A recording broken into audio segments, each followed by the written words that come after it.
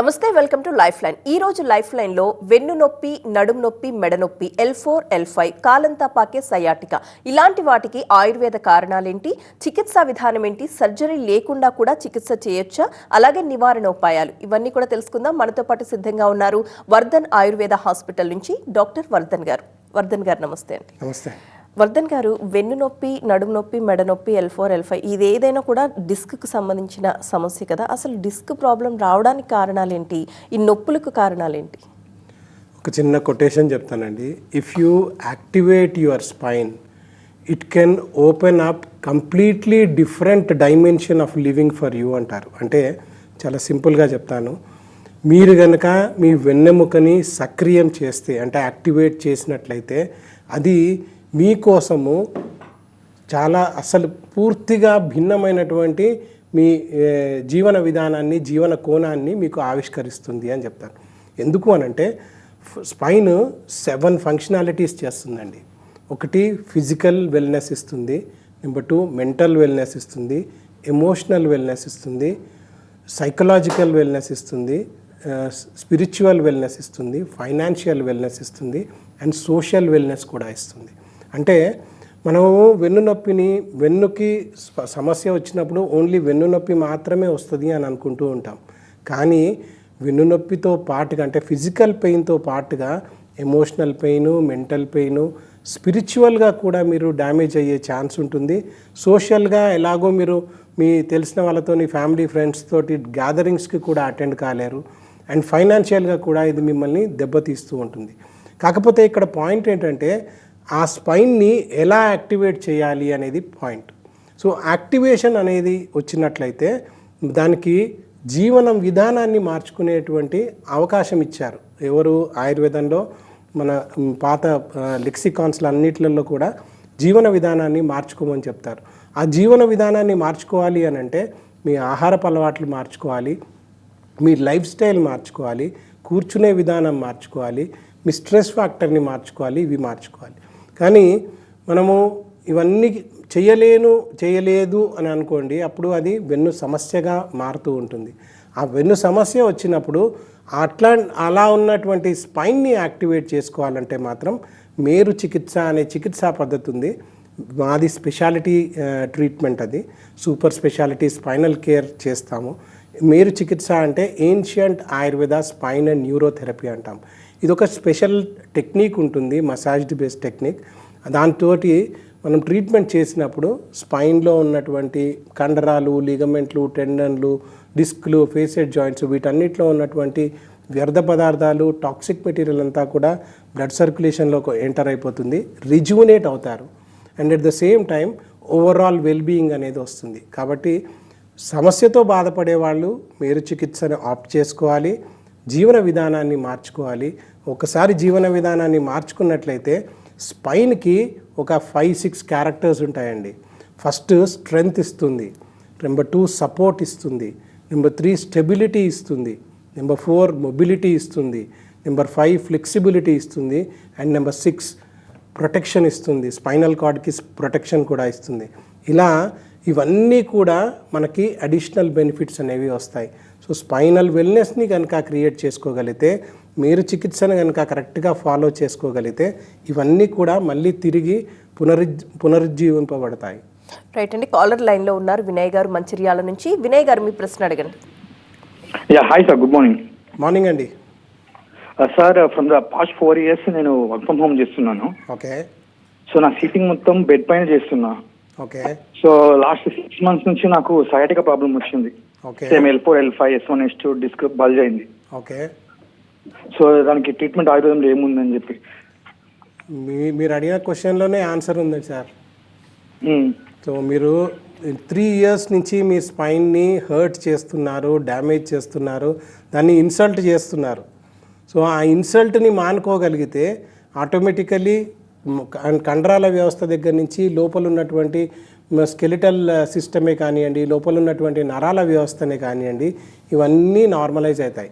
కానీ ఫస్ట్ మనం చేయాల్సింది ఏంటంటే మీ రూట్ కాజ్ ఎవాల్యుయేషన్ చేయాలంటే మూలంలో చేంజెస్ వచ్చేసాయి. సింపుల్గా చెప్తాను, మన బ్యాక్లో 120 కండరాలు ఉంటాయి, 210 లిగమెంట్స్ ఉంటాయి, 33 వర్టిబ్రేలు ఉంటాయి, 28 డిస్కులు ఉంటాయి, 100+ ఫేసెడ్ జాయింట్స్ ఉంటాయి, 31 పెయిర్స్ ఆఫ్ స్పైనల్ నర్వ్స్ ఉంటాయి, అండ్ అసంఖ్యాకములు అనేటువంటి నర్వస్ సిస్టమ్ అంతా ఉంటుంది. మీరు కూర్చొని ఇర్రెగ్యులర్గా కూర్చొని ఫస్ట్ కండరాల వ్యవస్థని వీక్ చేశారు. అప్పుడు ఏమవుతుంది, కండరాల మీద పడాల్సిన వెయిట్ అంతా ఇంటర్నల్గా లోపల ఉన్నటువంటి స్కెలిటల్ మజిల్స్ మీదకి, స్కెలిటల్ సిస్టమ్ మీదకి వెళ్ళిపోతుంది. అంటే వెన్నుముక్కలు దాంట్లో మధ్యలో ఉన్నటువంటి డిస్క్ మీదకి వెళ్ళిపోతుంది. అది కాస్త నొక్కున్నప్పుడు అప్పుడు మీకు ప్రాబ్లం అనేది బయటపడుతుంది. ఇప్పుడు మీరు కరెక్ట్ చేసుకోవాల్సింది ఓన్లీ మస్కులర్ సిస్టమ్ని కరెక్ట్ చేసుకుంటే సెట్ అయ్యేది కాదు. లోపల ఉన్నటువంటి డిస్కల్ సిస్టమ్ని, లోపల ఉన్న స్కెలిటల్ సిస్టమ్ని మీరు నార్మలైజ్ చేయాలి. అది నార్మలైజ్ చేయాలి అని అంటే ఫస్ట్ మిమ్మల్ని చూడాలి, మీ శరీర ధర్మాన్ని అర్థం చేసుకోవాలి, మీ వ్యాధి తీవ్రతను బట్టి నేను ట్రీట్మెంట్స్ ప్లాన్ చేయాలి. ట్రీట్మెంట్స్ ఉన్నాయి, 4 రకాల ట్రీట్మెంట్స్ చేస్తాము. External therapies, internal therapies, diet, life style ఇవన్నీ చేస్తాము.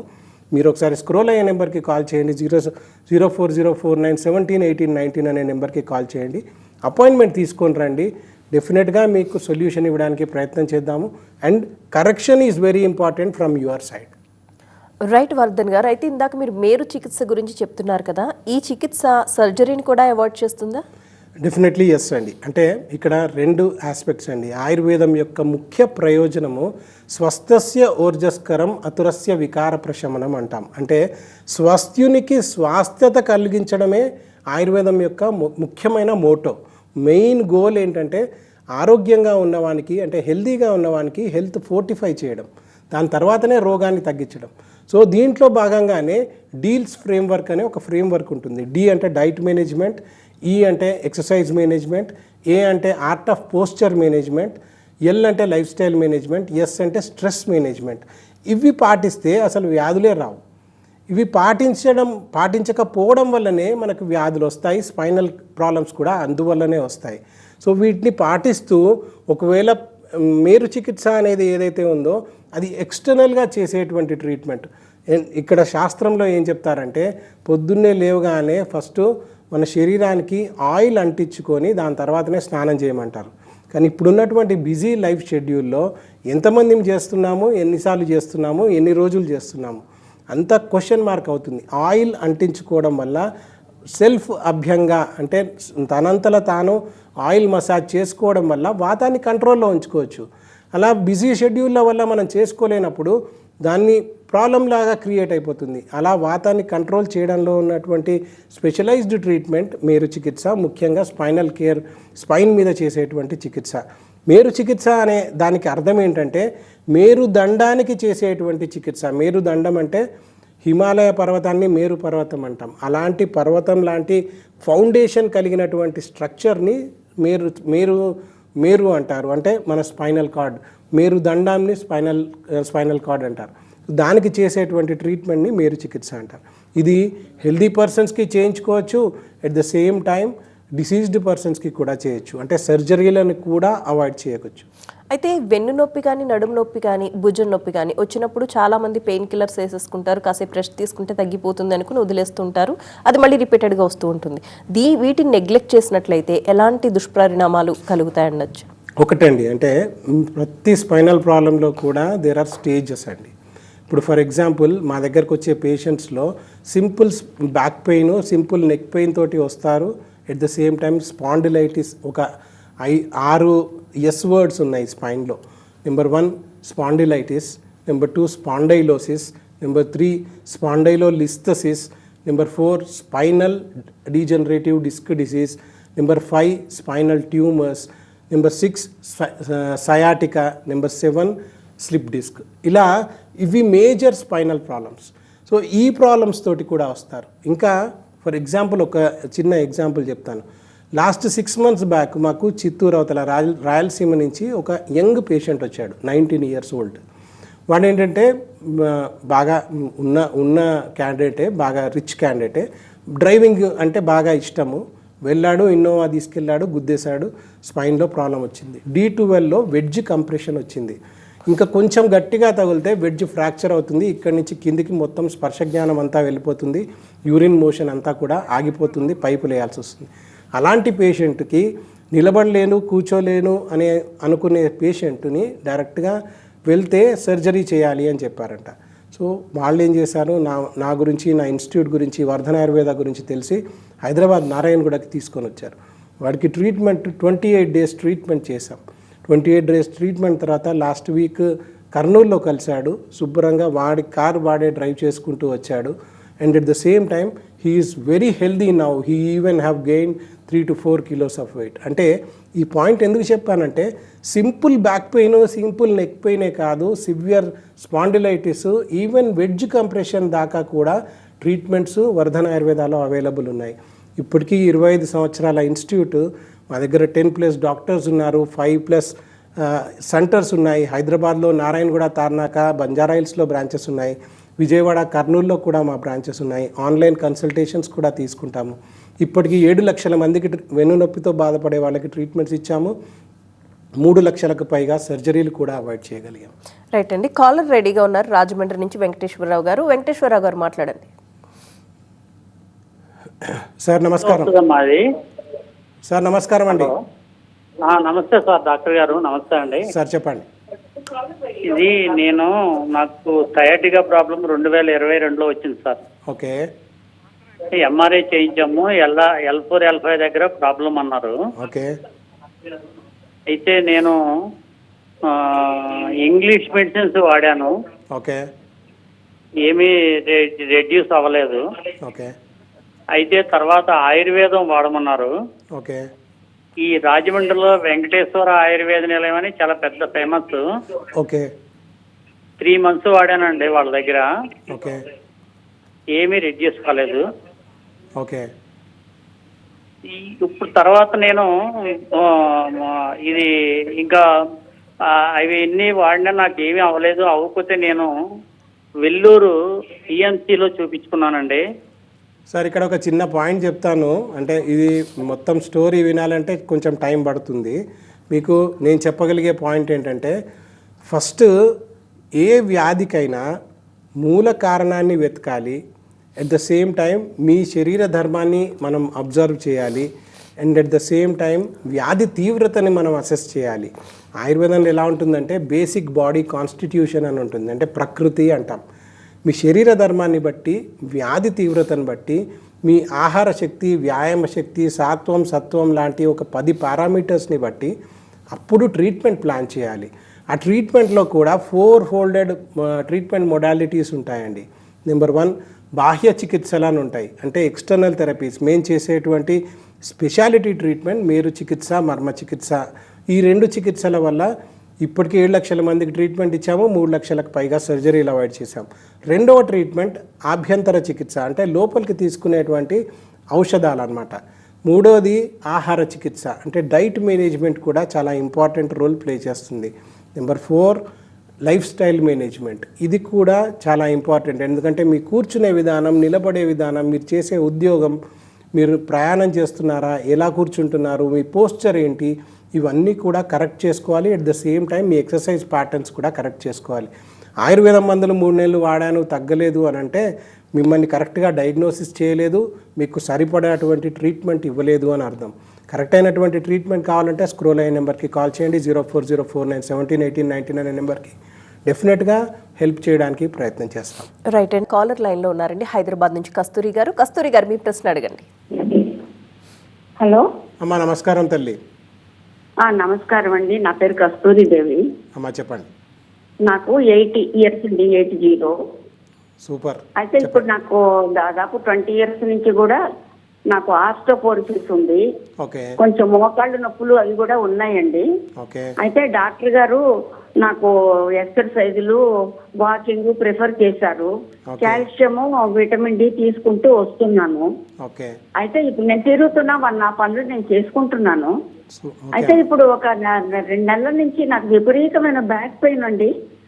అదొక్కటే కాకుండా ఫ్రంట్ సైడ్ ఇప్పుడు బొడ్డు నుంచి ఇలా కిందకి వెళ్తే రైట్ సైడ్ నొప్పి వస్తుంది. ఎంఆర్ఐ తీయించుకున్నాను, అదేదో స్కాన్ కూడా తీశారు, అల్ట్రాసౌండ్ స్కాన్. అంతా బాగుంది, రిపోర్ట్లు అంతా బాగుంది. కానీ నాకు ఈ ఫ్రంట్ సైడ్ ఇలాగా ఒక మొలతాడు కట్టుకునే ప్లేస్ లో రైట్ సైడ్ నొప్పి వస్తుంది. అది ఎందుకు వస్తుందో తగ్గటం లేదు. మందులు ఇప్పుడు 15-20 రోజులుగా వాడుతున్నాను అలోపతిక్. ఓకే అమ్మా, ఇక్కడ ఒక అదండి నా సమస్య. చిన్న పాయింట్ చెప్తానమ్మా. వార్ధాక్యము అంటే వాతము అధికంగా ఉండే దశ.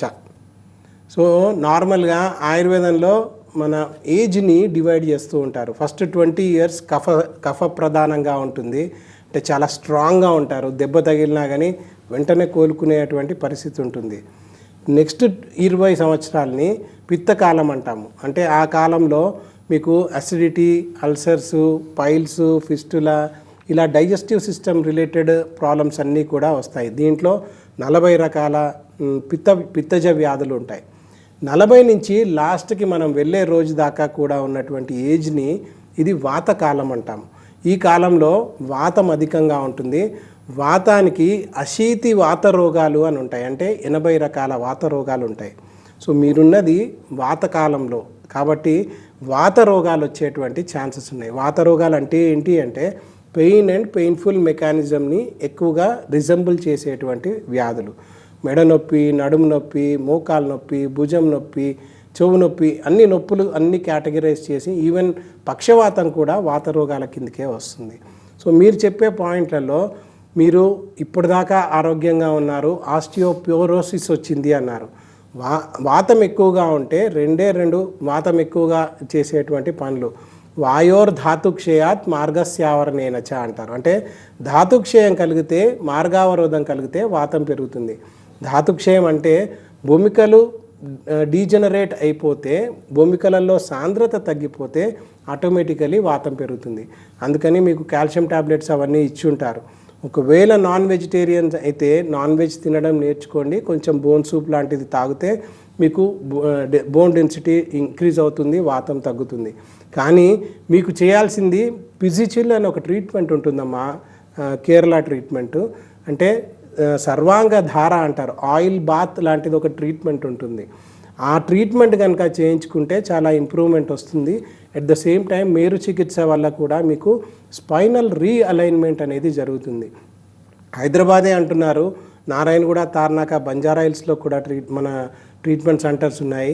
మీకు ఇక్కడ ఒక చిన్న ఎగ్జాంపుల్ చెప్తాను. 95-year-oldకి కూడా ఒక 2 months బ్యాక్ ఇలాంటి సమస్యనే వస్తే ట్రీట్మెంట్ చేశాము. ఆవిడ స్టూప్ అయిపోయి వచ్చింది, ఇప్పుడు స్ట్రైట్గా నిలబడి తన పనులు తాను చేసుకుంటుంది. She was a doctor. ఆ డాక్టర్కి కూడా ట్రీట్మెంట్స్ ఇచ్చాము, తను కూడా నార్మల్ అయింది. మీరు కూడా నార్మల్ అవుతారనే అనుకుంటున్నాను, కాకపోతే మిమ్మల్ని చూసి దాని తర్వాతనే నేను మీతో మాట్లాడతాను.